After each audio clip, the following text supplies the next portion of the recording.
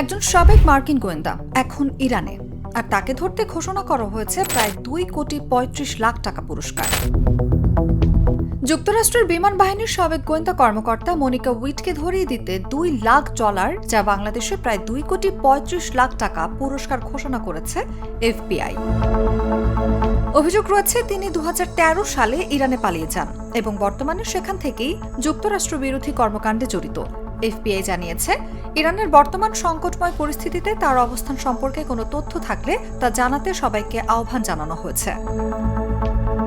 এফবিআইয়ের counter intelligence বিভাগের কর্মকর্তা ড্যানিয়েল ওয়ার্সবিকি বলেন, তাকে ভুলে যাওয়া হয়নি এবং তাকে বিচারের মুখোমুখি করা হবেই।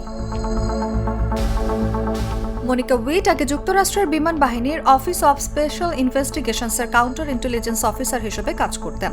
তিনি 2003 থেকে 2008 সাল পর্যন্ত মধ্যপ্রাচ্যে গুরুত্বপূর্ণ সামরিক ও গোয়েন্দা মিশনে দায়িত্ব পালন করতেন।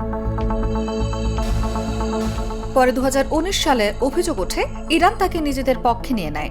এরপর তিনি যুক্তরাষ্ট্রের একটি গোপন গোয়েন্দা কর্মসূচি ফাঁস করেন এবং একজন মার্কিন গোয়েন্দা কর্মকর্তার পরিচয় প্রকাশ করে দেন, যা ওই কর্মকর্তার জীবনের জন্য বড় ঝুঁকি তৈরি করে। অভিযোগপত্র অনুযায়ী 2012 থেকে 2015 সালের মধ্যে তিনি ইরানি গোয়েন্দাদের সঙ্গে যুক্ত হয়ে যুক্তরাষ্ট্রের গুরুত্বপূর্ণ গোপন তথ্য সরবরাহ করেন, যা ইরানের সুবিধায় ব্যবহৃত হয়।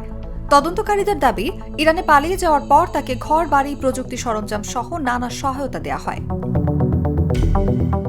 তবে বর্তমানে তিনি কোথায় আছেন বা তার কোনো আইনজীবী আছে কিনা তা এখনও নিশ্চিত নয়। যুক্তরাষ্ট্র সরকার তাকে গ্রেফতারের সর্বোচ্চ চেষ্টা চালিয়ে যাচ্ছে।